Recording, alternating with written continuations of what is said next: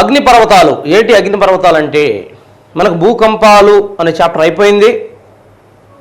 ఇప్పుడు కొత్తగా అగ్నిపర్వతాలు అనే చాప్టర్ మనం మొదలు పెడుతున్నాం. దీన్ని అగ్నిపర్వతాలు అంటేనే వల్కనోస్ అనేది అగ్నిపర్వతాలు. వల్కనోస్ అనేది అగ్నిపర్వతాలని మామూలుగా ఆంగ్లంలో వల్కనోస్ అంటారు. ఈ అగ్నిపర్వతాలు ఏంటి? అసలు అగ్నిపర్వతాలు అంటే ఇవి ఎలా ఏర్పడతాయి? అగ్నిపర్వతాలు అంటే ఏంటి? అవి ఏ విధంగా ఏర్పడుతున్నాయి? ఈ పర్వతాలు అగ్నిపర్వతాలు అంటే ఏంటి అని మనం చూసినట్టయితే, భూమి పటలం నుంచి కిందకు పోయేటప్పుడు మనం చెప్పుకున్నాం. భూ అంతర్భాగాన్ని గురించి చెప్పేటప్పుడు భూమి పైనుంచి, ఇది భూమి అయితే భూమి నుంచి పైనుంచి కిందకు పోయేటప్పుడు ఏమవుతుంది? అంటే భూపటలం ఇది. భూమి నుంచి మనం కిందకు పోయే కొంది ఏమవుతుంది? భూమి లోపలికి పోయే అంతర్గతంగా పోయే కొంది ప్రతి 32 మీటర్స్కి 1 డిగ్రీ సెంటీగ్రేడ్ పెరుగుతుంది. ప్రతి 32 మీటర్లు కిందకు పోయే కొలది 1 డిగ్రీ సెంటీగ్రేడ్ ఉష్ణోగ్రత పెరుగుతూ ఉంది. దానివల్ల యాక్చువల్గా 32 మీటర్లకు 1 డిగ్రీ సెంటీగ్రేడ్ పెరిగితే మరి 32 మీటర్లు 1000 మీటర్లకి ఎంత పెరుగుతుంది? 33 డిగ్రీల సెంటీగ్రేడ్ పెరుగుతుంది. 1 కిలోమీటర్ కిందకి వెళ్ళే కొంది. మరి అటువంటిది యాక్చువల్గా భూపటలంలో ఇంకా పోయే కొంది కొన్ని కిలోమీటర్ల కిందకు పోయే కొంది ఉష్ణోగ్రతలు విపరీతంగా పెరిగిపోతాయి. దాని ప్రకారం మనం ఏమన్నాం? కేంద్రంలో భూమి యొక్క ఉష్ణోగ్రత ఎంత ఉండొచ్చు అని ఎస్టిమేషన్ వేశారు శాస్త్రజ్ఞులు. 6000 డిగ్రీల సెంటీగ్రేడ్ ఉండొచ్చు అని ఎస్టిమేషన్ వేశారు. సో దీంతో మనకు తెలిసినంత వరకు జస్ట్ దాన్ని పక్కన పెడితే, భూమి ఉపరితలం నుంచి కిందకు పోయే కొంది 1 డిగ్రీ సెంటీగ్రేడ్ పెరుగుతుంది. దాని ప్రకారం కిలోమీటర్లు పోయే కొంది కొన్ని వందల సెంటీగ్రేడ్ల ఉష్ణోగ్రత పెరుగుతూ ఉంది. మరి ఈ ఉష్ణోగ్రత యాక్చువల్గా కొన్ని ప్రాంతాల్లో అయితే యురేనియం, థోరియం లాంటి అణుధార్మిక మెటీరియల్స్ ఉంటే ఆ ప్రాంతాల్లో ఇంకా ఎక్కువ ఉష్ణోగ్రత పెరుగుతూ ఉంది. కానీ ఇక్కడ విషయం ఏంటంటే, ఉష్ణోగ్రత పెరుగుద్ది. మరి ఉష్ణోగ్రత పెరిగినప్పుడు ఆటోమేటిక్గా ఏమవుతుంది? ఆ ప్రాంతాల్లో మెల్టింగ్ సంభవిస్తుంది. కిందకు పోయే కొన్ని ఉష్ణోగ్రత పెరుగుతుంది, పీడనం కూడా పెరుగుతుంది. మరి ఉష్ణోగ్రత, పీడనం రెండు పెరిగినప్పుడు, ఎందుకని? కిందకు పోయే కొంది యాక్చువల్గా సాంద్రత పెరుగుతుంది కాబట్టి పీడనం పెరుగుతుంది. ఉష్ణోగ్రత, పీడనం రెండు పెరిగినప్పుడు పరిస్థితి ఏమవుతుంది? అక్కడ ఉన్న ఏ అయితే రాకీ సర్ఫేస్ శిలలు ఉన్నాయో ఆ శిలలు అనేవి అధమ ఉష్ణవాహకాలు. యాక్చువల్గా పెరిగిన ఉష్ణోగ్రతని శిలలే కనుక మరి అధమ ఉష్ణవాహకాలు కాకుండా వాహకాలు అయినాయి అనుకోండి, అంటే పెరిగిన ఉష్ణోగ్రతని తీసుకొని బయటికి వదిలేసినాయి అనుకోండి, ఏమీ జరిగి ఉండేది కాదు. కానీ అక్కడ ఏమవుతుంది? శిలలు ఉష్ణాన్ని తీసుకొని ఒక ప్రాంతాన్ని నుంచి ఒక ప్రాంతానికి ట్రాన్స్ఫర్ చేయలేవు. దానివల్ల ఏమవుతుంది? ఉష్ణోగ్రత పెరిగిపోతుంది. ఆ శిలలు ఏమవుతున్నాయి? కరిగిపోతున్నాయి. దానివల్ల ఆ ఉష్ణోగ్రతను బయటికి పంపించలేవు కాబట్టి శిలలు ఏమవుతున్నాయి? కరిగిపోతున్నాయి ఆ ఉష్ణోగ్రత దానికి. మరి శిలలు కరిగిపోయిన తర్వాత ఏమవుతుంది? శిలలు కరిగిపోయిన తర్వాత ఏమవుతుంది? ఎప్పుడైతే శిలలు కరిగిపోయినాయో, కరిగిపోయిన శిలలు అధిక వేడి వాయువుల్ని విడుదల చేస్తాయి. ఏదైనా గుర్తుపెట్టుకోవాలి, ఒక పదార్థం కరిగిందంటే ఆటోమేటిక్గా అక్కడి నుంచి కొంత వాయువు వస్తుంది, కొంత శక్తి విడుదలవుతుంది. కొంత పదార్థం ఇంకొక పదార్థంగా ఘనస్థితిలో ఉన్న శిలలు ద్రవస్థితిలోకి మారి, ద్రవస్థితి ఉంటుంది, దాని చుట్టూ వాయువులు కూడా ఉంటాయి. ద్రవం వాయువుగా విడిపోతుంది ఘన పదార్థం ఎప్పుడు కూడా. ఘన పదార్థం ఎప్పుడైనా సరే ఒక షేప్ మారిందంటే, కరిగిందంటే దాంట్లో ద్రవ పదార్థం వస్తుంది, వాయు పదార్థం వస్తుంది మెజారిటీ. సో ఇదే విధంగా ద్రవ పదార్థం వాయువులతో కూడిన ఈ శిలా పదార్థం మరి ఈ విధంగా యాక్చువల్గా మనం చూసినట్టయితే ఏ విధంగా ఉంటుంది?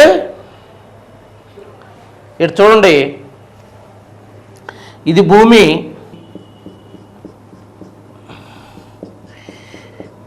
ఇక్కడ ఎక్కడో శిలా పదార్థంగా ఏర్పడిపోయింది. ఇదంతా ఇది శిల కరిగే శిలా పదార్థం ఏర్పడింది మామూలుగా. మరి ఈ ద్రవస్థితిలో ఉన్న ఈ శిలా పదార్థం చుట్టూరు వాయువులు ఉంటాయి, ఈ వాయు పదార్థం కూడా ఉంటుంది. ఎప్పుడైతే ఈ వాయువులతో కూడిన ఈ శిలా పదార్థం మరి ఏం చేస్తుంది, ఆ వాయువులు పై భాగం మీద అధికంగా ప్రెజర్ చేస్తాయి. ఎప్పుడైతే పై భాగం మీద అధికంగా ప్రెజర్ చేస్తాయో దానివల్ల ఏం జరుగుతుంది, ఈ ప్రాంతంలో మరి ఈ పైనున్న వాయువులు శిలా పదార్థం మీద భయంకరంగా ఒత్తిడి చేస్తాయి. ఎందుకని పైన చూస్తే ఏమో భూమి ఉంది, భూమి పొరలు ఉన్నాయి, ఆ కింద ప్రాంతంలో చూస్తే ఏమో శిలా పదార్థం ఉంది, ఆ శిలా పదార్థం మీద వాయువులు ఉన్నాయి. ఈ వాయువులు శిలా పదార్థం మీద భయంకరమైన విపరీతమైన ఒత్తిడిని కలగజేస్తున్నాయి. ఎప్పుడైతే ఈ ఒత్తిడి కలుగుతుందో శిలా పదార్థం మీద, శిలా పదార్థం ఆ ప్రాంతం నుంచి తప్పించుకొని బయటికి పట్టడానికి అంటే భూమి యొక్క ఉపరితలం మీదకి రావడానికి ప్రయత్నిస్తుంది. భూమి ఉపరితలం మీదకి ఎప్పుడైతే రావడానికి ప్రయత్నిస్తుందో దాంతో మరి భూమి ఉపరితలం మీదకి రావాలి అంటే ఏముండాలి, ఎక్కడొకడొక జాయింటో ఫ్రాక్చరో ఏదో ఒకటి ఉండాలి. ఈ ప్రాంతంలో ఇది రావడానికి కావలసిన ఒక సన్నని దారి ఉండాలి దీనికి. మరి ఈ ద్రవ స్థితిలో ఉన్న శిలా పదార్థం మీద వాయువులు ఎప్పుడైతే ప్రెజర్ చేస్తూ ఉన్నాయో ఆ ప్రెజర్కి శిలా పదార్థం జాయింట్స్ నుంచి లేదా మరి ఏదైతే మరి ఫ్రాక్చర్ జోన్ నుంచి పైకి రావడానికి ప్రయత్నిస్తూ ఉంటుంది. పైకి వచ్చేటప్పుడు ఆ ఫ్రాక్చర్స్ నుంచి పైకి వస్తూ ఉంది. ఫ్రాక్చర్స్ అంటే ఏదైతే మామూలుగా వీక్ జోన్స్ అంటారు వీటిని. ఇవి అంటే పగుళ్ళు లాంటి ఏదైనా అతుకులు కానీ పగుళ్ళు కానీ ఉన్న ఈ భాగం నుంచి పెద్ద మొత్తంలో మరి ఇది పైకి వస్తుంది. ఏమి లేదు, గుర్తుపెట్టుకోవాలి. భూ అంతర్భాగంలో ఉన్న శిలా పదార్థం లేదా ద్రవస్థితిలో ఉన్న శిలా పదార్థం, ద్రవస్థితిలో ఉన్న శిలా పదార్థం ఎందుకు అవుతుంది ద్రవస్థితిలోకి, ఉష్ణోగ్రతలు పెరిగినందువల్ల శిలలు ద్రవంగా మారుతాయి. దాన్నే శిలాద్రవం అంటాం. ఈ శిలాద్రవం మీద వాయువులు ఏర్పడతాయి. ఎందుకని శిలాద్రవం ఏర్పడినప్పుడు ఆటోమేటిక్గా వాయువులు ఏర్పడతాయి. మరి ఏర్పడిన వాయువులు శిలాద్రవం మీద ఒత్తిడి కలుగు చేస్తాయి. దాంతో శిలాద్రవం బయటకు రావడానికి ప్రయత్నిస్తుంది. బయటకు వచ్చే క్రమంలో పైనున్న ఈ పటలంలో మరి పటలం గుండా ఎక్కడైతే దానికి దారి కనిపిస్తుందో పగుళ్ళు లాంటి లేదా ఫ్రాక్చర్ జోన్స్ కనిపిస్తాయో దానిలో నుంచి పైకి రావడానికి ప్రయత్నిస్తుంది. మరి పైకి వస్తుంది. పైకి వచ్చి మరి చల్లబడిపోయి ఆ ప్రాంతంలో లావా చల్లబడి ఘనీభవించి మరి అది మరి అగ్నిపర్వతాలుగా కానీ లావా పీఠభూములుగా కానీ అనేక రకాల స్వరూపాల భూమి మీద ఏర్పడతాయి. దీన్నే మనం అగ్నిపర్వత ప్రక్రియ అంటాము. మరి మనం ఇందాక చెప్పాం ఈ శిలా పదార్థం ఈ భూపటలంలో ఎక్కడైతే మరి ఖాళీ ప్రాంతాలు లేదా ఫ్రాక్చర్ అంటే పగుళ్ళు జాయింట్స్ ఉన్న ప్రాంతాల్లో నుంచి వీక్ జోన్గా ఉన్న ప్రాంతం నుంచి చొచ్చుకొని బయటకు వస్తుందని చెప్పాం. మరి అది రెండు రకాలుగా జరుగుతుంది. ఆ బయటికి రావటం అనేది శిలా పదార్థం భూపటలంలో నుంచి బయటికి రావటం రెండు రకాలుగా జరుగుతుంది.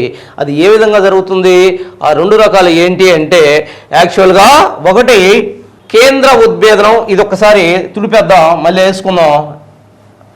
ఒకటి కేంద్ర ఉద్భేదనం, రెండో విదర ఉద్భేదనం. యాక్చువల్గా ఇందాకేం చెప్పాం, ఇక్కడ బయటకు వస్తుంది శిలాద్రవం, దాన్నే కుహరం అన్నాం, దాన్నే వెంట అన్నాం. వెంట అంటే ఏంటి, ఇది భూపటలం. ఈ భూపటలంలో యాక్చువల్గా ఎక్కడైతే ఈ శిలాద్రవం అనేది ఇట పైకి వచ్చిందో ఈ పైకి వచ్చిన ఈ ప్రాంతాన్ని మనం ఈ ప్రాంతాన్ని వెంట లేదా కుహరం అంటాము. శిలాద్రవం భూ ఉపరితలంలో యాక్చువల్గా ఏ ప్రాంతం నుంచి అయితే బయటకు వస్తుందో దాన్ని కుహరము లేదా వెంట అంటాము. ఆ కుహరాన్ని నుంచి బయటకు వస్తుంది. ఇది బయటకు రావడం అనేది రెండు రకాలుగా జరుగుతుంది. ఒకటి కేంద్ర ఉద్భేదనం, రెండు విధర విద్భేదనం. రెండు రకాలుగా వస్తుంది.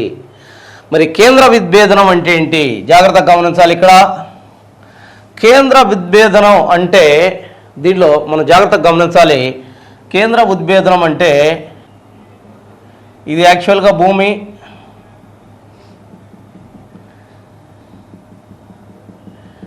ఈ భూమిలో యాక్చువల్గా ఈ శిలాద్రవం ఈ వాయువుల ఒత్తిడి వల్ల ఎక్కడొకొక్కడ ఒక ఫ్రాక్చర్గా ఒక బలహీన మండలం, భూపటలంలో బలహీన మండలంలో నుంచి చొచ్చుకొని బయటకు వస్తుంది. ఈ బయటకు వచ్చే ఇది యాక్చువల్గా ఒక పైప్ లైక్ స్ట్రక్చర్, ఒక పైప్ లైక్ స్ట్రక్చర్ నుంచి పెద్ద మొత్తంలో ఒక పైప్ లైక్ స్ట్రక్చర్ నుంచి బయటకు వచ్చి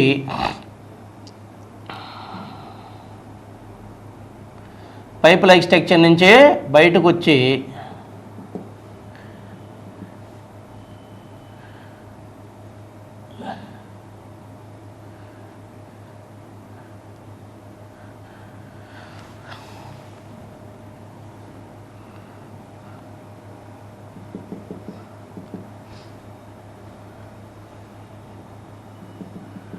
ఒక పైప్ లైన్ స్ట్రక్చర్ ఇక్కడ చూడండి, దీన్నే క్రేటర్ అంటారు. ఒక గొట్టం ఆకారంలో ఏర్పాటు చేసుకొని తను వచ్చే మార్గాన్ని ఆ గొట్టం నుంచి ఒక మొత్తం ఇక ఏటి నుంచి కాకుండా ఒకే సందు లేదా ఒకే రంధ్రం లాంటి ఈ పైప్ లైక్ స్ట్రక్చర్ నుంచి పైప్ లాంటి ఈ దీని గుండా మరి ఈ పైప్ లైక్ స్ట్రక్చర్ నుంచి పైకి పెద్ద మొత్తంలో ఒకేసారి పైకి వస్తే దీన్ని ఏమంటారో కేంద్ర ఉద్భేదనం. ఒక్క కేంద్రం నుంచి అధిక మొత్తంలో పైకి వస్తే దాన్ని ఏమంటారో కేంద్ర ఉద్భేదనం అంటారు. ఒక పైప్ లాంటి స్ట్రక్చర్ నుంచి భూమిలో నుంచి పెద్ద మొత్తంలో మరి లావా మాగ్మాతో కూడిన మరి ఆ వాయువులతో కూడిన లావా, దీన్నే మాగ్మా అన్నాం. ఇది పెద్ద మొత్తంలో బయటకు వచ్చిన ఇది టన్నుల కొద్దీ మట్టి మశానాన్ని ఈ ప్రాంతంలో తీసుకొచ్చేసి ఈ ప్రాంతంలో వెదజల్లింది. మరి వెదజల్లబడ్డ ఇది ఏ రూపంలో ఏర్పడింది? ఇది మౌంటైన్స్ రూపంలో ఏర్పడింది. ఈ పర్వతాలు యాక్చువల్గా ఒక పర్వతాల రూపంలో ఏదైతే అతి పెద్ద మొత్తంలో మరి వాయువులు, శిలాద్రవం, మరి మట్టి, అంతేకాకుండా అనేక రకాల చిన్న చిన్న ముక్కలు ఇవన్నీ కూడా ఈ క్రేటర్స్ నుంచే అధిక మొత్తంలో వెదజల్లబడి కొన్ని మీటర్ల ఎత్తు లేదా కిలోమీటర్ల ఎత్తులో మరి ఇవి పైకి లేచినప్పుడు అక్కడే మళ్ళీ దీనికి పక్కగా ఒక పక్క ఇక్కడ పైకి లేస్తూ ఉంటుంది వాయువులు. ఇవన్నీ కూడా ఈ పైకి లేచిన ఇవన్నీ కూడా యాక్చువల్గా మళ్ళీ ఇక్కడే కింద పడుతూ ఉంటాయి. దీనికి అటు ఇటుగా క్రేటర్కి అటు ఇటుగా కిందకు పడుతూ ఉంటాయి. ఈ పడేటప్పుడు ఇవి ఏ ఆకారంలో మరి డిపాజిట్ అవుతాయి? ఏ ఆకారంలో అంటే యాక్చువల్గా ఇవి పర్వత ఆకారంలో ఇక్కడ డిపాజిట్ అవ్వటం మనం చూస్తాము. భూమిలో యాక్చువల్గా అధిక ప్రెజర్తో కూడిన శిలాద్రవం ఒక్కసారిగా బయటికి చాలా పెద్ద మొత్తంలో బయటకు వచ్చేసింది. దాంతోపాటు టన్నుల కొద్ది మట్టి, దాన్ని అంతేకాకుండా బూడిద, దాంతోపాటు అనేక రకాలైన చిన్న చిన్న శిల పదార్థాలు ఇవన్నీ కూడా చాలా పెద్ద మొత్తంలో ఈ క్రేటర్ ఏదైతే ఇది ఒక పైప్ లైక్ స్ట్రక్చర్ లాగా తయారు చేసుకున్న మరి భూమిలో ఉన్న ఖాళీ ప్రాంతం ఏదైతే ఫ్రాక్చర్ జోన్, వీక్ జోన్ ఉంటుందో ఆ వీక్ జోన్ నుంచి ఎట్లా బయటకు వస్తుందో ఆ బయటకు వచ్చింది చాలా పెద్ద మొత్తంలో బయటకు వస్తుంది ఒకే దిక్కడ కొన్ని మరి మీటర్లు లేదా కిలోమీటర్ దూరంలో పైకి లేసిన ఈ పెద్ద మొత్తంలో మట్టి ఏదైతే ఈ క్రేటర్కి అటు ఇటుగా మరి డిపాజిట్ అవుతుంది, పడుతూ ఉంటుంది. పడేటప్పుడు అది ఏ ఆకారంలో కనిపిస్తుంది మనకి? అగ్నిపర్వత ఆకారంలో, పర్వతీయ ఆకారంలో కనిపిస్తుంది. వీటినే అగ్నిపర్వతాలు అంటారు. కేంద్ర ఉద్భేదనం వల్ల ఏం జరుగుతుంది? అగ్నిపర్వతాలు ఏర్పడతాయి. ఎందుకని? ఆ షేపు అగ్నిపర్వత షేప్లో ఉంటుంది. అలా కాకుండా ఇక్కడే చూడండి, ఇది కేంద్ర ఉద్భేదనం. కేంద్ర ఉద్భేదనం వల్ల యాక్చువల్గా ఉదాహరణలు ఏంటి? కేంద్ర ఉద్భేదనానికి రకరకాల ఉదాహరణలు చెప్పచ్చు. స్టంబోలి, యాత్న, ఈ రెండు ఎక్కడ కనిపిస్తాయి మనకి? మధ్యధరా దాంట్లో స్టంబోలి, యాత్న అనేవి మనకు కనిపిస్తాయి. ఆ తర్వాత మనకి VCVS అగ్నిపర్వతం, క్రకటోవా అగ్నిపర్వతం, మరి క్రకటోవా ఇండోనేషియా అగ్నిపర్వతాలు. ఈ పర్వతాలన్నీ కూడా ఫ్యూజియామా అగ్నిపర్వతం జపాన్, ఇవన్నీ కూడా ఈ ప్రాంతంలో యాక్చువల్గా దీనికి ఉదాహరణగా చెప్పుకోవచ్చు. ఈ ప్రాంతం కాదు, దీనికి ఉదాహరణగా చెప్పుకోవచ్చు. దేనికి? కేంద్ర ఉద్భేదనానికి ఉదాహరణగా చెప్పుకోవచ్చు. ముఖ్యంగా కేంద్ర ఉద్భేదనం వల్ల మనకి అగ్ని పర్వతాలు ఏర్పడతాయి. రెండు, విదర ఉద్భేదనం. రెండోది ఏంది? విదరాలు. విధర ఉద్భేదనం. విధరాలు ఏంటి? విధరాలు అంటే యాక్చువల్గా ఇదే విధంగా ఉంటుంది భూమి. ఈ భూపటలంలో మనకి ఇదంతా కూడా భూపటలం. ఇక్కడ మనకి శిలాద్రవం ఉంటుంది. ఈ శిలాద్రవం వాయువులతో కూడుకున్న ఈ శిలాద్రవం యాక్చువల్గా పైకి రావడానికి ప్రయత్నిస్తుంది. అటువంటప్పుడు ఒక ప్రాంతంలో కాకుండా అనేక వీక్ జోన్స్ ఉన్నాయనుకో, ఒక ప్రాంతంలో భూపటలం మీద ఒకే ఒక వీక్ జోన్ కాకుండా, అంటే ఒకే ఒక ఫ్రాక్చర్ జోన్ కాకుండా, ఒకే ఒక ఫ్రాక్చర్ జోన్ అంటే యాక్చువల్గా అది ఏదైనా జాయింట్ కావచ్చు, ఏదైనా ఇది కావచ్చు. అంటే రెండు శిలల మధ్య పగులు, అటువంటి పగులు ఏమవుతుంది, ఆ పగుల్లో నుంచి బయటకు వస్తుంది అనమాట. ఏది? ఈ శిలాద్రవం.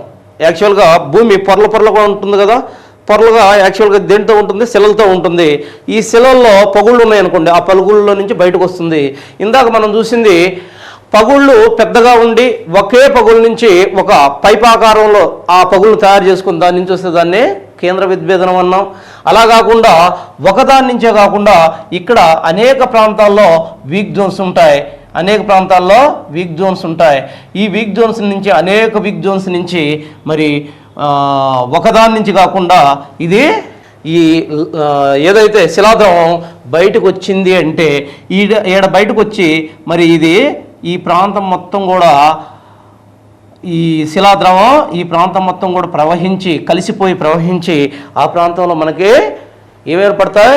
పీఠభూములు ఏర్పడతాయి. వీటిని మనం అగ్నిపర్వత పీఠభూములు అంటాము. ఏమంటాం వీటిని? అగ్నిపర్వత పీఠభూములు అంటాము. అగ్నిపర్వత పీఠభూములు దేనివల్ల ఏర్పడతాయి? యాక్చువల్గా ఈ అగ్నిపర్వత పీఠభూములు అనేవి దేనివల్ల ఏర్పడతాయి? యాక్చువల్గా మనం చూసినట్టయితే విధర ఉద్భేదనం వల్ల అగ్నిపర్వత పీఠభూములన్నీ కూడా విధర ఉద్భేదనం వల్ల మనకు ఏర్పడతాయి. గుర్తుపెట్టుకోవాలి. విధర ఉద్భేదనం వల్ల అగ్నిపర్వత పీఠభూములన్నీ కూడా ఏర్పడుతున్నాయి. దీన్నే విధర ఉద్భేదనం అంటారు. కేంద్ర ఉద్భేదనం వల్ల పర్వతాలు ఏర్పడితే విధర ఉద్భేదనం వల్ల పీఠభూములు ఏర్పడుతున్నాయి. ఎందుకని? విధర ఉద్భేదనం వల్ల యాక్చువల్ విధర ఉద్భేదనం అంటే అనేక ప్రాంతాల నుంచి చిన్న చిన్న పైప్ లైక్ స్ట్రక్చర్ల నుంచి అది ఏదైతే మన శిలాద్రవం బయటకు వచ్చేసి ఆ శిలాద్రవం ఏమవుతుంది? ఆ ప్రాంతంలో ప్రవహించి మరి అదంతా కలిసి దేనిగా మారుతుంది? మరి పీఠభూములుగా మారితే దాన్ని ఏమంటున్నాం? విధర ఉద్భేదనం అంటున్నాం. విధర ఉద్భేదనం వల్ల పీఠభూములు ఏర్పడతాయి. సరే, దీంట్లో మనం చూసినట్టు యాక్చువల్గా ఇందాక మనం చెప్పుకున్నట్టు ఇక్కడ శిలాద్రవం ఉంది. మరి ఈ శిలాద్రవాన్ని భూపటలంలో మరి భూ అంతర్భాగంలో శిలాద్రవం ఉంది. శిలలో ద్రవంగా మారినాయి, దాని శిలాద్రవం అన్నాం. మరి ఆ శిలాద్రవం చుట్టూ కూడా యాక్చువల్గా వాయువులు ఉన్నాయి. శిలాద్రవంతో వాయువులతో కూడిన ఆ శిలాద్రవాన్ని మాగ్మా అంటారు.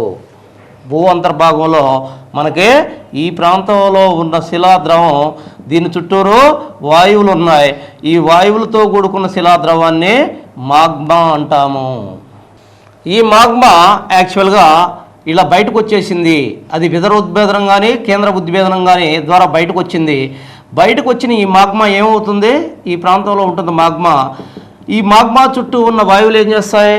అక్కడే ఉండవు. బయటకు వచ్చిన తర్వాత దాని మీద ఉంటాయా? ఎక్కడంటే తప్పని పరిస్థితిలో ఉన్నాయి, పైన పోనీయట్లేదు. కాబట్టి ఏదో విధంగా బయటకు వచ్చిన ఈ వాయువులు వాతావరణంలో కలిసిపోతాయి. మరి వాతావరణంలో కలిసిపోయిన ఈ వాయువులు ముఖ్యంగా ఏ వాయువులు ఉంటాయి దీంట్లో? గుర్తుపెట్టుకోవాలి. అగ్నిపర్వత ఇదిలో ముఖ్యంగా ఏ వాయువులు ఉంటాయి? కార్బన్ డయాక్సైడ్ ఉంటుంది, ఆ తర్వాత సల్ఫర్ డయాక్సైడ్ ఉంటుంది, ఆ తర్వాత హైడ్రాక్సైడ్స్ OH, ఆ తర్వాత హైడ్రోజన్ వాయువులు, అనేక రకాల వాయువులు ఇక్కడ కనిపిస్తాయి మనకి. ముఖ్యంగా మనం చూసినట్టయితే ఏ వాయువులు కనిపిస్తాయి ఇక్కడ? ముఖ్యంగా ఏ వాయువు కనిపిస్తుంది? కార్బన్ డయాక్సైడ్ కనిపిస్తుంది. ఈ వాయువులన్నీ బయటకు వచ్చిన తర్వాత ఆకాశంలోకి వెళ్ళిపోతాయి, వాతావరణంలోకి వెళ్ళిపోతాయి. మరి వాతావరణంలోకి వెళ్ళిపోయినాయి, శిలాద్రవం మిగిలిపోయింది. ఇందాక వాయువులతో కూడిన శిలాద్రవాన్ని మాగ్మా అన్నాం. ఇప్పుడు వాయువులు లేని శిలాద్రవాన్ని ఏమంటాం? లావా అంటున్నాము. వాయువులు లేని శిలాద్రవాన్ని లావా అంటున్నాం. ఈ వాయువులు లేని శిలాద్రవాన్ని లావా అంటున్నాం. ఈ లావా అనేది యాక్చువల్గా రెండు రకాలుగా మనకు కనిపిస్తూ ఉంది. ఏంటిదా రెండు రకాలని చూసినట్టయితే యాక్చువల్గా ఈ లావా రెండు రకాలకు కనిపిస్తుంది. ఒకటి ఆమ్ల లావా, రెండు క్షార లావా. ఆమ్ల లావా అంటే ఏంటి? లావాలో 80% సిలికా కలిగి ఉంటే దాన్ని ఆమ్ల లావా అంటారు. ఏంటి ఆమ్ల లావా అంటే? లావాలో 80% సిలికా కలిగి ఉంటే దాన్ని ఆమ్ల లావా అంటారు. సిలికా ఉంది కాబట్టి ఈ లావా చిక్కగా ఉంటుంది. సిలికా ఉంటుంది కాబట్టి ఎక్కువ చిక్కగా ఉంటుంది.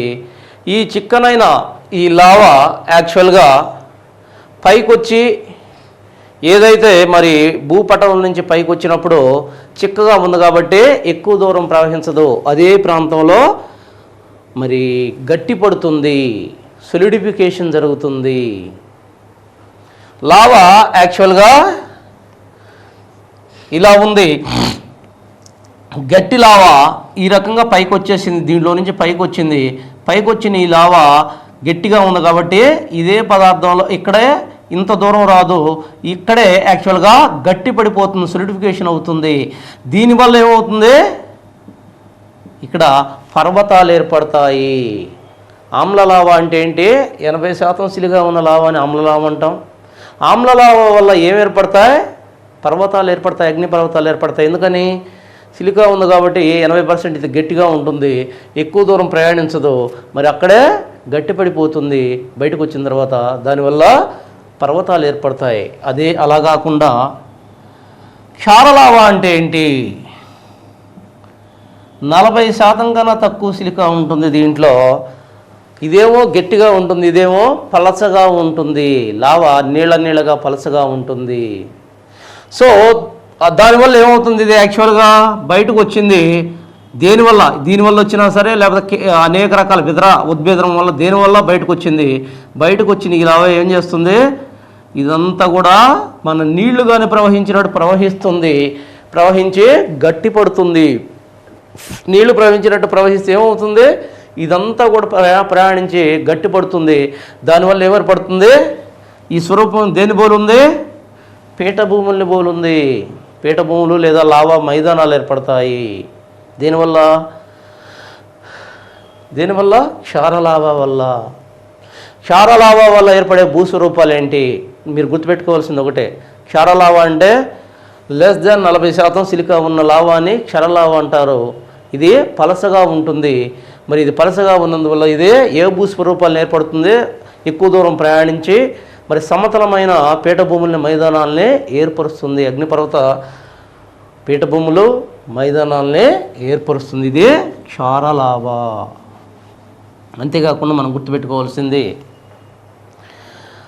అగ్నిపర్వతాలు యాక్చువల్గా చూసినప్పుడు అగ్నిపర్వతం ఎలా ఉంటుంది? ఈ రకంగా ఉంటుంది. ఇందాక కూడా చెప్పాము యాక్చువల్గా ఇది అగ్నిపర్వత కుహరం. ఈ రకంగా పైకి వచ్చిన ఏదైతే ఇది మొత్తం ఉందో ఇది పైకి వచ్చేసి యాక్చువల్గా ఈ ప్రాంతంలో ఈ రకంగా పడుతూ ఉంటుంది.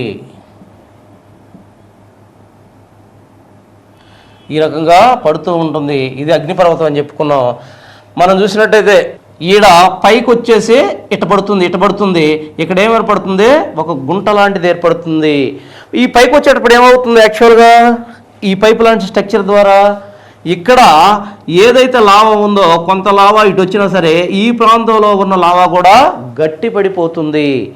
దాన్నే ఫ్లగ్ అంటారు. ఇది గొట్టం లాంటి భూమి నుంచి ఏర్పడ్డ ఈ గొట్టం లాంటి దానికి ఇక్కడ ఏదైతే లావా ఉందో యాక్చువల్గా మీకు ఒక చిన్న ఉదాహరణ, ఏదైతే మన గమ్ము తీసుకునేసి ఇట వచ్చిన తర్వాత కొంత ఉపయోగించుకుంటాం, ఆ తర్వాత ఏమవుతుంది? అది దానికే గట్టి పడిపోతుంది ఇక్కడ. అదేవిధంగా ఆ మూత ఏదైతే అది కిందకు ప్రయాణించిందో ఆ ద్వారానికి గట్టి పడుతుంది. ఇక్కడ కూడా ఈ ద్వారంలో గట్టి పడిపోతుంది. ఈ ప్రాంతంలో ఎప్పుడైతే గట్టిపడిందో దాన్నే ఫ్లగ్ అంటారు. ఆ తర్వాత ఇంకొకసారి భయంకరమైన మరి పెద్ద మొత్తంలో ఇక్కడ ఈ ప్రాంతంలోన మరి అగ్నిపర్వతం బ్రద్దలైనప్పుడు అంటే పెద్ద మొత్తంలో శిలాద్రవం పెద్ద మొత్తంలో బయటకు వచ్చినప్పుడు ఇక్కడ ప్లగ్ లాగా ఏర్పడిన దీన్ని పెద్ద మొత్తంలో పగలగొట్టేస్తుంది, పైకి లేపేస్తుంది. దానివల్ల ఏమేర్పడుతుంది, ఇక్కడ చాలా పెద్ద ఇదిలో ఒక గుంట లాంటి ప్రాంతం ఏర్పడుతుంది. ఎందుకని ఆ ప్లగ్ లేచి వెళ్ళిపోయింది. అక్కడ పెద్ద మొత్తంలో కొన్ని కిలోమీటర్ల మేర ఒక గుంట ఏర్పడుతుంది. ఆ గుంటనే ఏమంటారు, క్రేటర్ అంటారు. ఈ పెద్ద క్రేటర్లని కాల్డెరా అంటారు. పెద్ద పెద్ద క్రేటర్లనే కాల్డెరా అంటారు. చూడండి ఒక్కసారి, ఇక్కడ ఒక గుంట, ఒక పల్ల ప్రాంతం ఏర్పడింది. ఆ తర్వాత కాలంలో ఈ పల్ల ప్రాంతం ఏమవుతుంది, వర్షపాతం సంభవిస్తుంది. వర్షపాతం సంభవించినప్పుడు వర్షపు నీరు ఈ ప్రాంతంలో యాక్చువల్గా ఈ కిలోమీటర్ల రేడియస్ చుట్టుకొలత కలిగిన ఈ పల్ల ప్రాంతంలో మరి ఆ నీరు డిపాజిట్ అవుతూ ఉంటుంది, వర్షపు నీరు. ఈ వర్షపు నీరుతో ఆ పల్ల ప్రాంతం నిండిపోతుంది. మరి నిండిపోయిన ఆ పల్లపు ప్రాంతాన్ని సరస్సులు అంటారు. ఏ సరస్సులు అంటారు, కాల్డెరా సరస్సులు, క్రేటర్ సరస్సులు. ఏ సరస్సులు అంటారు, అగ్నిపర్వత సరస్సులు. వాటినే క్రేటర్ సరస్సులు లేదా కాల్డెరా సరస్సులు. ఎందుకని దీన్ని క్రేటర్ అన్నాం, ఇదేంది క్రేటర్. ఈ క్రేటర్ సరస్సులు అన్నాం. ఈ క్రేటర్ సరస్సులు ఏమంటారు, మరి ఈ క్రేటర్ నిండడం వల్ల ఏర్పడ్డ సరస్సుల్ని క్రేటర్ సరస్సులు లేదా కాల్డెరా అంటారు. అగ్నిపర్వత రకాలేంటి, అగ్నిపర్వత రకాలేంటి అని చూసినట్టయితే అగ్నిపర్వతాలని రెండు రకాల కారణాలతో వర్గీకరించారు. ఏంటి ఆ రకాలు, ఒకటి క్రియాశీలత ఆధారంగా, క్రియాశీలత లేదా ఉద్భేదన విరామం. క్రియాశీలత లేదా ఉద్భేదన విరామం ఆధారంగా ఒక వర్గీకరణ జరిగింది. రెండో వర్గీకరణ ఏం జరిగింది, రెండో వర్గీకరణ తీవ్రత ఆధారంగా, తీవ్రత ఆధారంగా ఒక వర్గీకరణ జరిగింది. యాక్చువల్గా అగ్నిపర్వతాల్లో అగ్నిపర్వతాలని ఏ విధంగా విభజించారు అంటే టకటకటగా చెప్పేయకూడదు. ఒకటి క్రియాశీలత ఆధారంగా విభజించారు లేదా ఉద్భేదన విరామం. అంటే ఇప్పుడు ఒకసారి ఉద్భేదనం జరిగింది అంటే ఒకసారి అగ్నిపర్వతం బ్రద్దలైంది, మళ్ళీ బ్రద్దలవటానికి ఎంత టైం పడుతుంది అనే ఆధారంగా యాక్చువల్గా ఒక వర్గీకరణ జరిగింది. రెండో వర్గీకరణ వాటి తీవ్రత ఆధారంగా జరిగింది. జాగ్రత్తగా గమనించాలి. ఫస్ట్ది చాలా ఇంపార్టెంట్. క్రియాశీలత లేదా ఉద్భేదన ఆధారంగా వీటిని మూడు రకాలుగా వర్గీకరించారు. ఏంటి అవి, యాక్టివ్ వల్కనోస్, రెండు నిద్ర యాక్టివ్, రెండు నిద్రారడ స్థితిలో ఉన్న లేదా నిద్రావస్థలో ఉన్న, మూడు విలుప్త లేదా ఎక్స్టింక్ట్ వల్కనోస్. యాక్టివ్ వల్కనోస్ అంటే క్రియాశీల అగ్నిపర్వతాలు, యాక్టివ్ లేదా క్రియాశీల అగ్నిపర్వతాలు. చూసినట్టయితే యాక్టివ్ వల్కనోస్ అంటే ప్రపంచంలో ప్రస్తుతానికి ఇంకా ఉద్భేదనం జరుగుతూ ఉన్న వల్కనోస్ అగ్నిపర్వతాలు ఇంకా యాక్టివ్గానే ఉన్నాయి. అవి ఎప్పుడు బ్రద్దలవుతాయో అర్థం కావట్లేదు. కొన్ని బ్రద్దలవుతూనే ఉన్నాయి, కొన్ని మరి బ్రద్దలవటానికి సిద్ధంగా ఉన్నాయి. మరి అవే కంటిన్యూస్గా యాక్టివ్గా ఉన్నాయి అంటే క్రియాశీలంగా ఉన్నాయి. మరి ప్రపంచంలో క్రియాశీల అగ్నిపర్వతాలే ఉన్న అగ్నిపర్వతాలు చాలా ఎక్కువగా ఉన్నాయి. ఇవి బ్రద్దలవటానికి సిద్ధంగా ఉన్న అగ్నిపర్వతాలని మనం క్రియాశీల అగ్నిపర్వతాలు అంటాం. యాక్టివ్గా ఉన్నాయి, ఎప్పుడు బొగులుతాయో అర్థం కాదు. వీటిల్లో మనం చూసినట్టయితే యాక్టివ్ వల్కనోస్లో స్ట్రంబోలి యాత్న, ఏదైతే మధ్యధరా సముద్రంలో స్ట్రంబోలి యాత్న, స్టంబోలి, మరి యాత్న, వీటిని యాక్చువల్గా లైట్ ఆఫ్ మెడిటరేనియన్ అంటారు. లైట్ ఆఫ్ మెడిటరేనియన్ అంటారు. అలస్కాలో ఉన్న కటమాయి, మరి ఇండోనేషియాలో ఉన్న క్రకటోవా, ఇండోనేషియాలో ఉన్న క్రకటోవా, మరి చిలీ, మరి దక్షిణ అమెరికాలో ఉన్న చింబరాజో, ఇవన్నీ కూడా దీని కిందకు వస్తాయి, యాక్టివ్ వోల్కనోస్ కిందకు వస్తాయి. నిద్రారణ, నిద్రారణ ఆర్ నిద్రావస్థలో ఉన్న అంటే యాక్టివ్ కాదు, నిద్రపోతున్నాడు. సింపుల్గా చెప్పాలంటే నిద్రపోతున్నాడు. ఆడికి అగ్నిపర్వతాలు నిద్రావస్థలో ఉన్నాయి అంటే చైతన్యవంతం అవడానికి ఒకసారి చైతన్యవంతమైన ఆ తర్వాత కొంచెం ఆగిపోయినాయి, నిద్రారణ స్థితిలో ఉన్నాయి, నిద్రావస్థలో ఉన్నాయి. అయితే ఎప్పుడైనా ఇవే యాక్టివ్ అవ్వచ్చు, ఎప్పుడైనా యాక్టివ్ అవ్వచ్చు. ప్రస్తుతం కొంచెం నిద్రావస్థలో ఉన్నాయి. అటువంటి మరి అగ్నిపర్వతాలనే నిద్రారణ లేదా నిద్రావస్థలో ఉన్న అగ్నిపర్వతాలు అంటున్నాం. మరి వాటిని కానీ మనం చూసినట్టయితే Fujiyama Japan, Kilimanjaro Africa, Kilimanjaro Africa, Fujiyama Japan. Important. యాక్చువల్గా మన దగ్గర ఉన్న యాక్టివ్ వోల్కన్ అనేది క్రియాశీల అగ్నిపర్వతం అనేది మన దగ్గర ఉన్నది నార్కోండం, అండమాన్ నికోబార్ దీవుల్లో అండమాన్ గ్రూప్లో ఉన్న నార్కోండం యాక్చువల్గా క్రియాశీల అగ్నిపర్వతం. తర్వాత మనం చూసినట్టయితే విలుప్త అగ్నిపర్వతాలు అంటే యాక్చువల్గా అవి ఎప్పుడో క్రియాశీలమయ్యి మరి పేలిపోయాయి, ఇక క్రియాశీలమయ్యే క్వశ్చనే లేదు, అయ్యే అంతరించిపోయాయి, విలుప్తమైపోయాయి, అగ్నిపర్వతాలు ఇంకా పేలవు అని చెప్పి అగ్నిపర్వతాలని విలుప్తమైపోయిన అగ్నిపర్వతాలు అంటారు. ఏంటి అవి? హవాయి దీవుల్లోనే హెలియాకోలా, హవాయి దీవుల్లోని హెలియాకోలా, అదే హవాయి దీవుల్లోని మౌనలోవా అతిపెద్ద అగ్నిపర్వతం, అదే యాక్టివ్ వోల్కనోస్లో కిందకు వస్తుంది. అదే హవాయి దీవుల్లోని హెలియాకోలా విలుప్త రకానికి వస్తుంది, విలుప్త అగ్నిపర్వతం హెలియాకోలా. మరి భారతదేశంలో అండమాన్ నికోబార్ దీవుల్లో అండమాన్ నికోబార్లోని అండమాన్ దీవుల్లో ఉన్న యాక్చువల్గా బారన్ దీవులు యాక్చువల్గా మరి మనం చూసినట్టయితే యాక్చువల్గా మరి నార్కోండం అనేది ఇందాక జస్ట్ కొంచెం అటు ఇటు చెప్పినట్టున్నాను, ఇక్కడ గుర్తుపెట్టుకోవాలి. యాక్టివ్ వోల్కనోస్లో భారతదేశంలో ఉన్న యాక్టివ్ వోల్కనో బ్యారెన్ వోల్కనో, బ్యారెన్ దీవులో ఉండే బ్యారెన్ వోల్కనో. మరి విలుప్త భారతదేశంలో ఉన్న విలుప్త అగ్నిపర్వతం ఏంటి?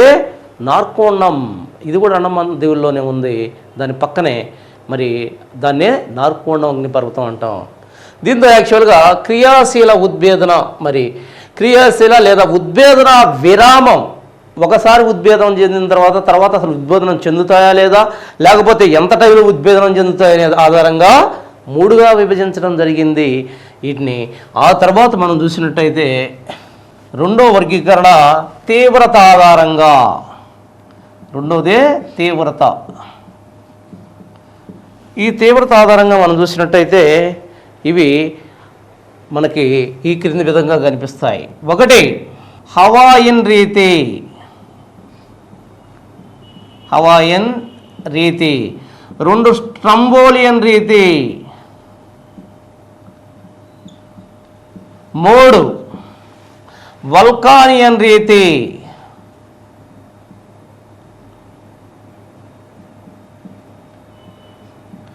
4 విసువియస్.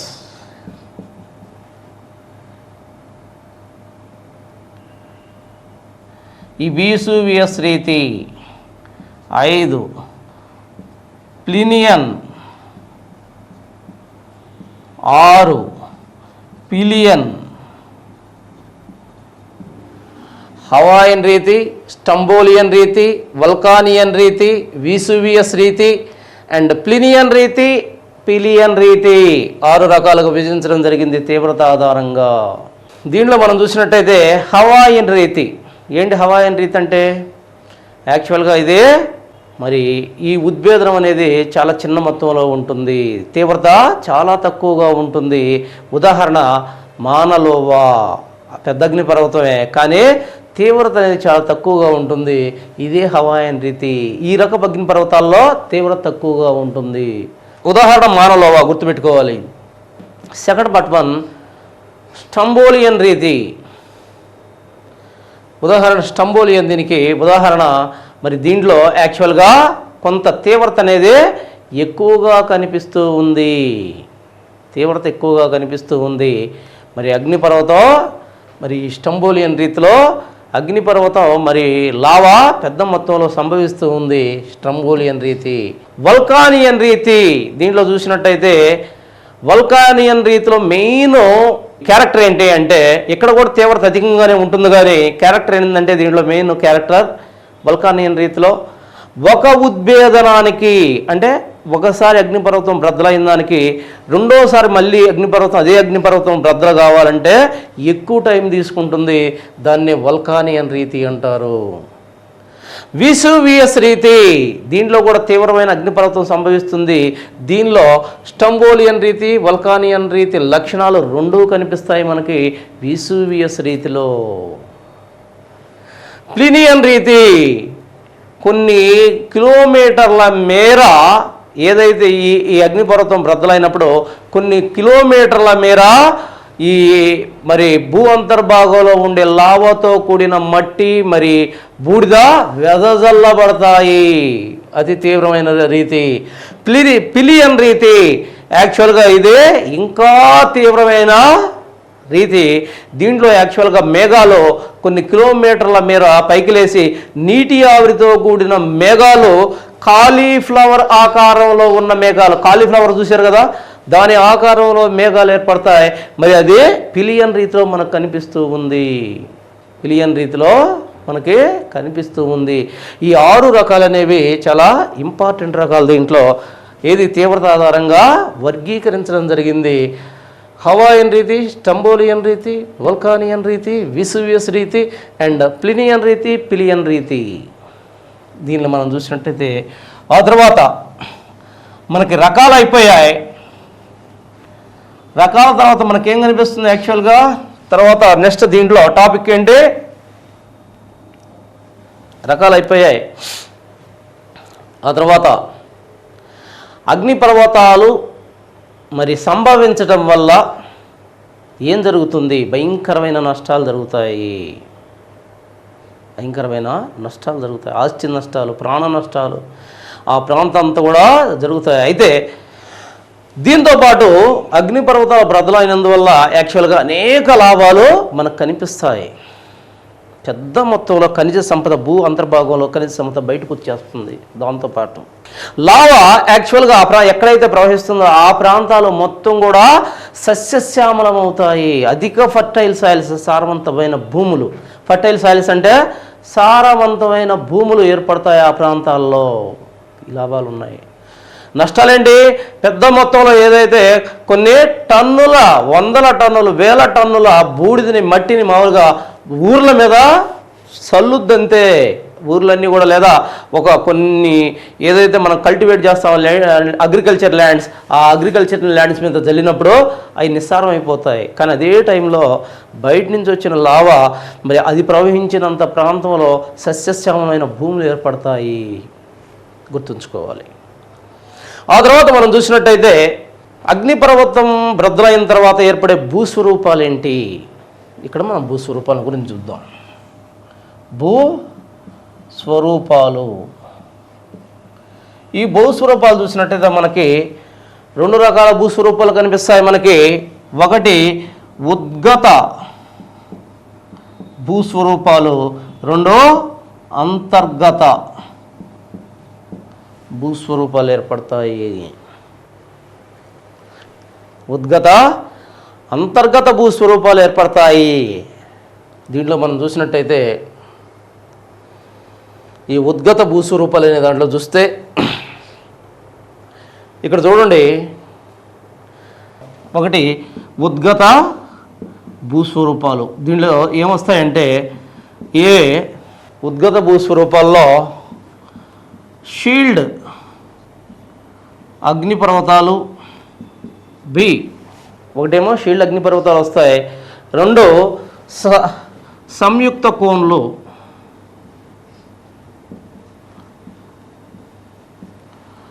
సి పీఠభూములు, అగ్నిపర్వత పీఠభూములు, డి వేడి నీటి బొగ్గలు ఏర్పడే భూస్వరూపాలు కుదరండి. వేడి నీటి బుగ్గలు, ఈ వేడి నీటి బుగ్గలు ఆ తర్వాత సిడిఈ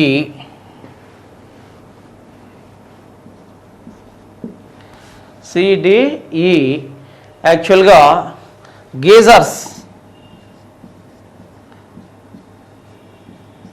తర్వాత ఈ ఎఫ్ ఫిమరోల్స్,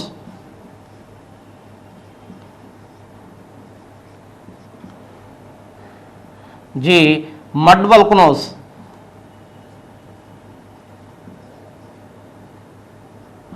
పంకాగ్ని పర్వతాలు,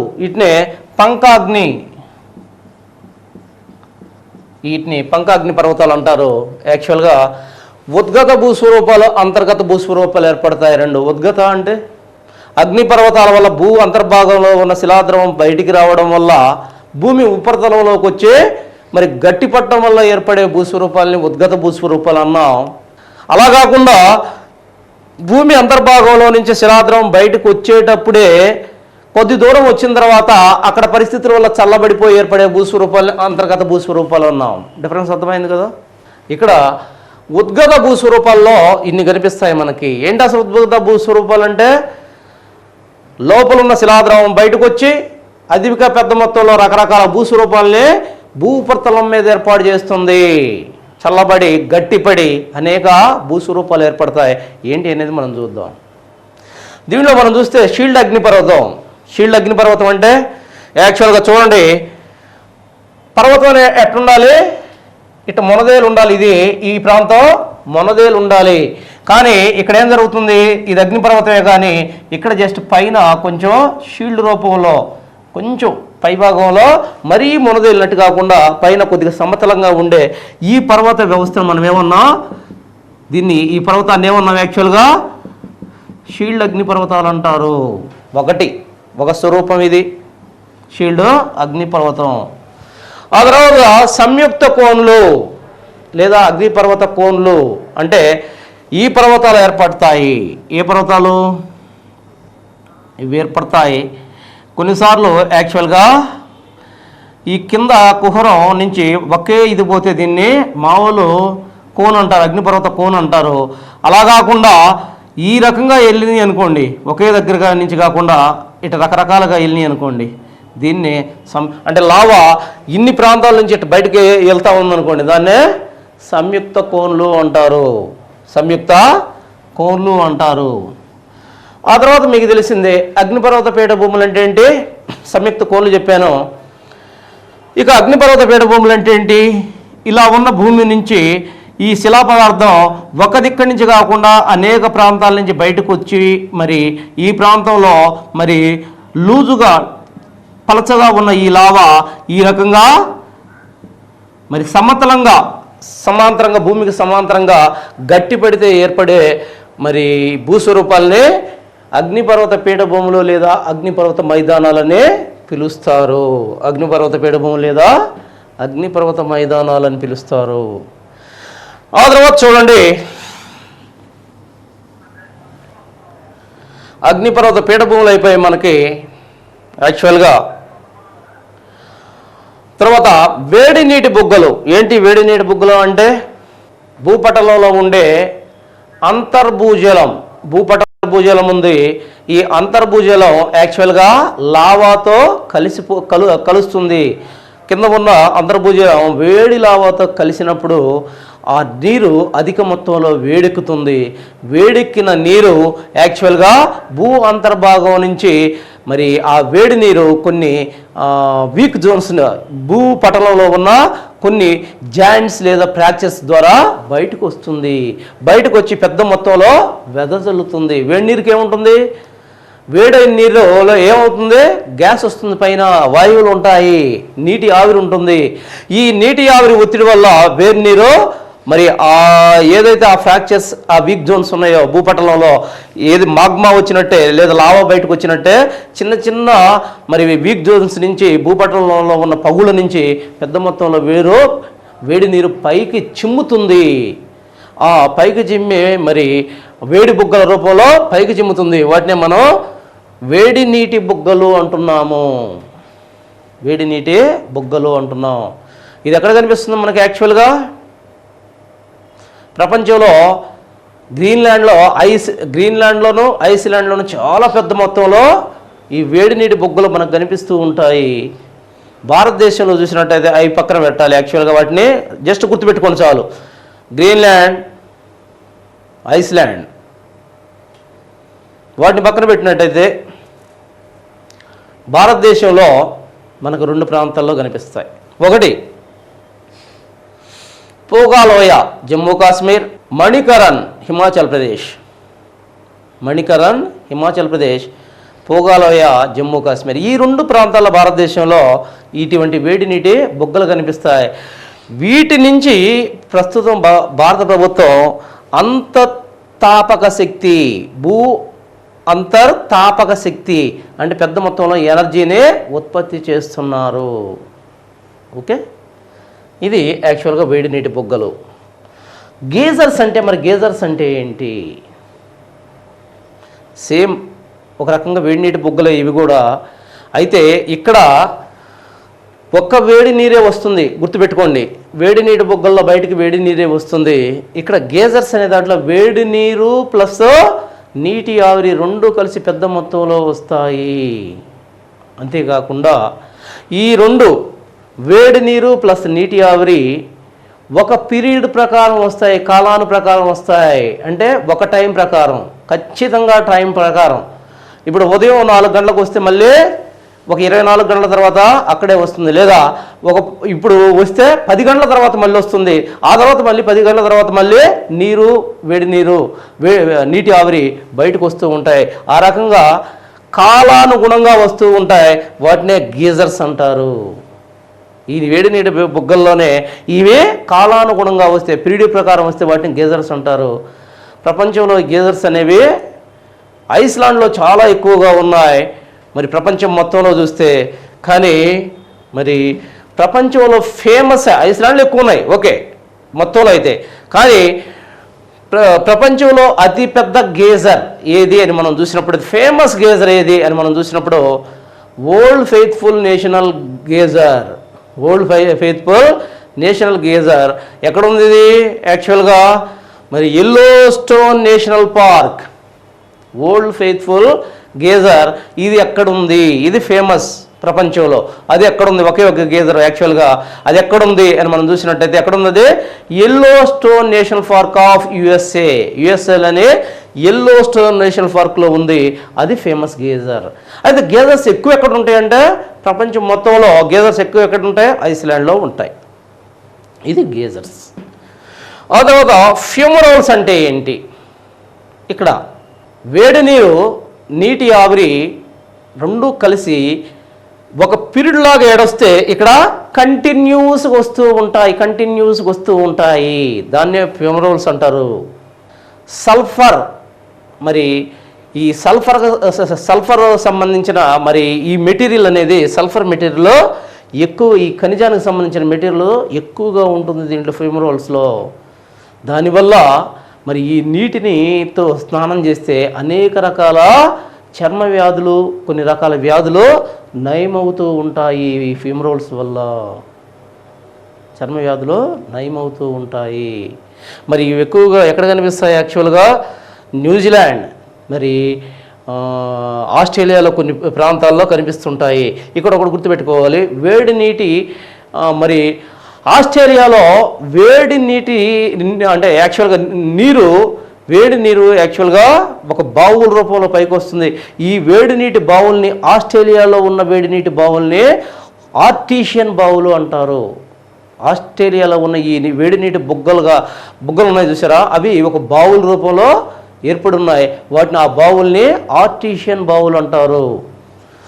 సో దాంతో మనకి ఫుమరోల్స్ అయిపోయాయి. తర్వాత మడ్ వల్కనోస్. ఏంటి మడ్ వల్కనోస్ అంటే? మడ్ వల్కనోస్ లేదా పంకాగ్ని పర్వతాలు, వీటినే పంకాగ్ని పర్వతాలు అంటారు. ఏంటి ఇవి? ఇవి యాక్చువల్గా దక్షిణ న్యూజిలాండ్లో న్యూజిలాండ్ యాక్చువల్గా రెండు దీవుల సమూహం. ఉత్తర న్యూజిలాండ్, ఉత్తర ఐలాండ్, దక్షిణ ఐలాండ్, ఈ రెండు కలిసి న్యూజిలాండ్. ఈ యాక్చువల్గా ఈ మడ్ వల్కనోస్ అనేవి దక్షిణ ఐలాండ్లో అత్యధికంగా కనిపిస్తాయి. ఏంటి మడ్ వల్కనోస్ అంటే? యాక్చువల్గా చూడండి, మడ్ వల్కనోస్ అంటే ఏమి లేదు, ఇక్కడ మనం గుర్తుపెట్టుకోవాలి, ఈ రకంగా కనిపిస్తాయి. వాస్తవంగా ఈ వల్కనోలు ఏం కనిపిస్తాయి? అగ్నిపర్వతాల్లో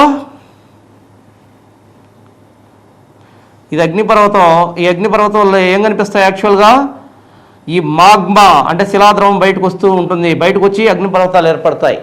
అలా కాకుండా ఈ శిలాద్రవం బదులు ఈ కింద నుంచి బురద, అధిక మొత్తంలో బురద, శిలాద్రవం కన్నా ఎక్కువగా బురద వచ్చేసి ఈ బురదతో ఒక పర్వతాలు ఏర్పడితే వాటిని మడ్ వల్కనోస్ లేదా పంకాగ్ని పర్వతాలు లేదా మట్టి పర్వతాలు, మడ్ వల్కనోస్ అంటారు. ఇవి దక్షిణ న్యూజిలాండ్లో అధికంగా కనిపిస్తాయి మడ్ వల్కనోస్.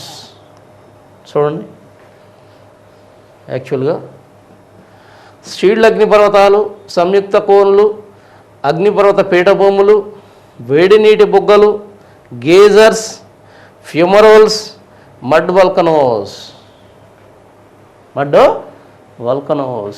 జాగ్రత్తగా మొత్తం నీట్గా మనం దీన్ని చర్చించడం జరిగింది. అంతేకాకుండా మొత్తంలో యాక్చువల్గా కొన్ని టన్నుల అగ్నిపర్వతం బద్దలైనప్పుడు కొన్ని టన్నుల బూడిద లాంటి పదార్థం లేదా కొన్ని టన్నుల భస్మం అగ్నిపర్వతం నుంచి బయటకు వస్తుంది. దీన్ని అగ్నిపర్వత భస్మం అంటారు లేదా అగ్నిపర్వత బూడిద అంటారు. ఈ మెటీరియల్ యాక్చువల్గా విరజిమ్మబడుతుంది. ఆ తర్వాత చూసినట్టయితే లావా బయటకు వచ్చింది. లావా బయటకు వచ్చేటప్పుడు లావా ప్లస్ అంటే లావా అనేది శిలాద్రవం ప్లస్ దాని మీద ఒక నురుగు ఉంటుంది. ఏదైనా సరే వేడిగా ఉండి బయటకు వచ్చేటప్పుడు ఏమవుతుంది? ద్రవం లాంటిది, దాని మీద నురుగులు వస్తుంది. ఎప్పుడైతే ఈ శిలాద్రవం లావా ప్లస్ ఈ నురుగు రెండు కలిపి బయటకు వచ్చినప్పుడు గట్టి పడతాయి, శిలగా మారిపోతాయి. గట్టిపడి లావా ప్లస్ నురుగు రెండు కలిపి శిలగా మారితే దాన్ని స్కారియో అంటారు.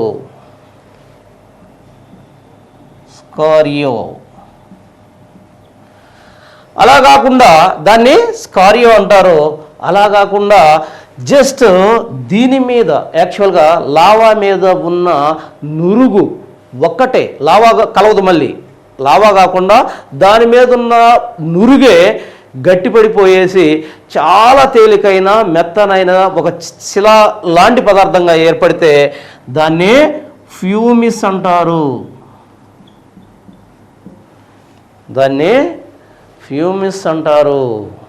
అంతేకాకుండా చూడండి, ఇక్కడ స్కారియో, ఫ్యూమిస్, ఈ రెండింటి డిఫరెన్స్ మీకు అర్థం కావాలి.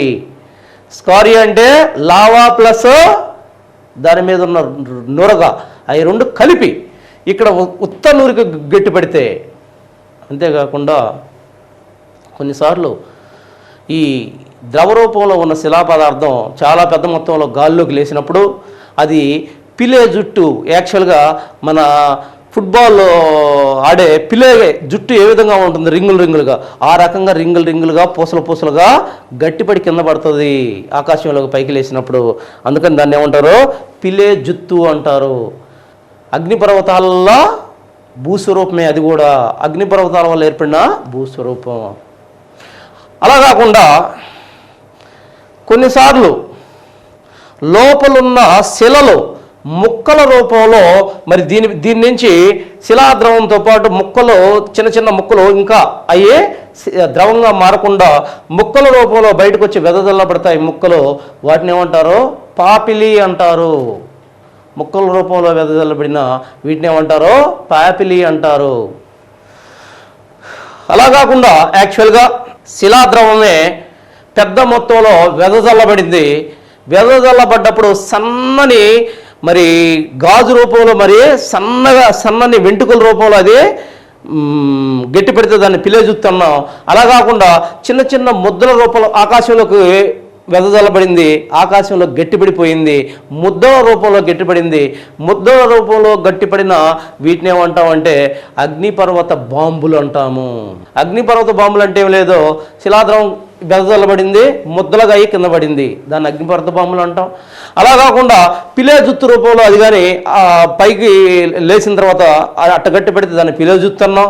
అలా కాకుండా కింద నుంచి వచ్చిన మరి ఈ శిలాద్రవంలోనే చిన్న చిన్న ముక్కలు అవి బయటకు విరజమ్మబడితే వాటినే పాపిలి అన్నాము. అలా కాకుండా స్కోరియా అంటే ఏంటి, మరి లావా ప్లస్ ఏదైతే మరి నురుగుందో అవి రెండు కలిస్తే మనం స్కారియా అన్నాం. అది కాకుండా ఫ్యూమిస్ అంటే ఏంటంటే ఏదైతే లావా పైనుండే నురుగా గట్టిపడితే దాన్ని ఫ్యూమిస్ అంటున్నాము. గట్టిపడి తేలికైన రాయిగా మారితే దాన్ని ఫ్యూమిస్ అంటున్నాము. సో దీంతో మనకి అగ్నిపర్వతాల్లో యాక్చువల్గా ఈ స్వరూపాల్లో ఉద్గత స్వరూపాలు అయిపోయాయి. మనకి మిగిలింది ఏంటి, అంతర్గత స్వరూపాలు.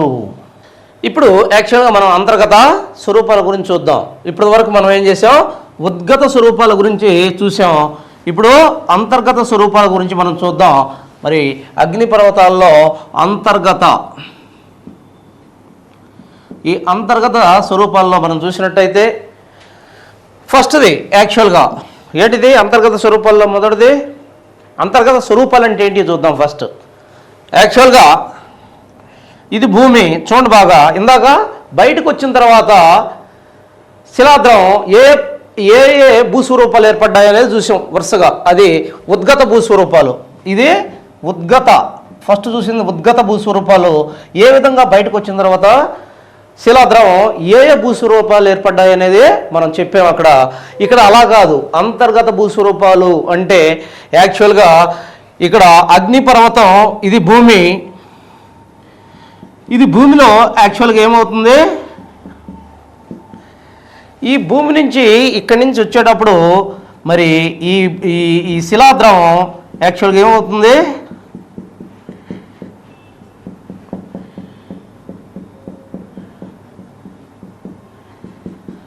ఈ శిలాద్రం వస్తూ ఉంది. ఈ శిలాద్రం వచ్చేటప్పుడు మరి ఇక్కడ అనేక రకాలుగా వస్తూ ఉంది. వచ్చేటప్పుడు భూమి యొక్క అంతర్భాగం నుంచి పైకి వచ్చేటప్పుడు కొంత దూరం వచ్చిన తర్వాత మరి అక్కడ ఆ ఉష్ణోగ్రతలు బాగా తగ్గినాయి అనుకోండి, అది భూమి యొక్క ఉపరితలానికి రాకుండానే కొంత శిలాద్రవం బయటకు వచ్చేస్తుంది. కొంత శిలాద్రవం మరి భూ అంతర్భాగంలోనే మనకి ఈ మరి రకరకాల భూస్వరూపాలని ఏర్పాటు చేస్తూ ఉంది. దాన్ని మనం చూసినట్టయితే చూడండి, ఇక్కడ యాక్చువల్గా ఒకటి మనం చెప్తున్నాం, జాగ్రత్తగా చూడండి. ఇక్కడ అంతర్గత భూస్వరూపాల్లో ఒకటి 2 సిల్, 3 లాకోలిత్, 4 ఫాకోలిత్, 5 లాపోలిత్, 6 బాతోలిత్.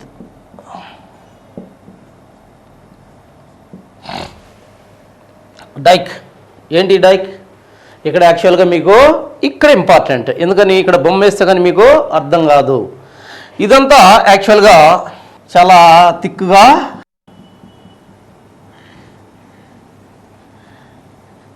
ఇదంతా శిలా పదార్థం. యాక్చువల్గా భూమి ఇది ఓన్లీ శిలా పదార్థం. ఈ శిలా పదార్థంలో ఇదంతా కూడా భూమి. యాక్చువల్గా ఈ భూభాగంలో శిలా పదార్థంలో యాక్చువల్గా కొంతేమో ఈ పైపు గుండా బయటికి వెళ్ళిపోయింది. చూడండి, బయటికి వెళ్ళిపోయి ఇందాక మనం చెప్పిన ఉద్గత స్వరూపాలు ఏర్పడ్డాయి. కానీ కొంత ఏమవుతుంది, యాక్చువల్గా కొన్నిసార్లు ఇట్ట బయటకు వచ్చేస్తుంది. ఇక్కడ కొంత వీక్ జోన్ ఉంటుంది. ఇట్ట బయటకు వచ్చేసి ఇక్కడ ఈ ప్రాంతంలోకి ఇక్కడికి వచ్చిన తర్వాత ఇటు ప్రయాణిస్తుంది. ఇటు ప్రయాణించి ఈ ప్రాంతంలోకి వచ్చిన తర్వాత యాక్చువల్గా ఇక్కడ ఈ రకంగా గట్టిపడిపోతూ ఉంది, ఒక సెల్లాగా గట్టిపడి పోతూ ఉంది. దీన్నే డైక్ అంటారు. ఏ రకంగా గట్టిపడింది ఇది? భూమి పైకి వచ్చేటప్పుడు ఇది చాలా జాగ్రత్తగా గమనించాలి. భూమి పైకి వచ్చేటప్పుడు జస్ట్ కొద్దిగా ఏటవాలుగా మరి ఇది అక్కడ సొలిడిఫై అయిపోయింది. మరి ఏటవాలుగా గట్టిపడిన ఈ పదార్థాన్ని మనం ఏమంటున్నాం? భూమికి మరి ఏదైతే ఈ పైప్ ఉందో కొంచెం సమాంతరంగా భూ అంతర్భాగంలో పైకి వచ్చేటప్పుడు భూ పొరల్లో మరి రెండు సమాంతర పొరల మధ్య ఈ విధంగా గట్టిపడింది. ఈ విధంగా ఈ రకంగా గట్టిపడిన దీన్ని మనం డైక్ అంటున్నాం. శిలా స్వరూపాన్ని డైక్ అంటున్నాం.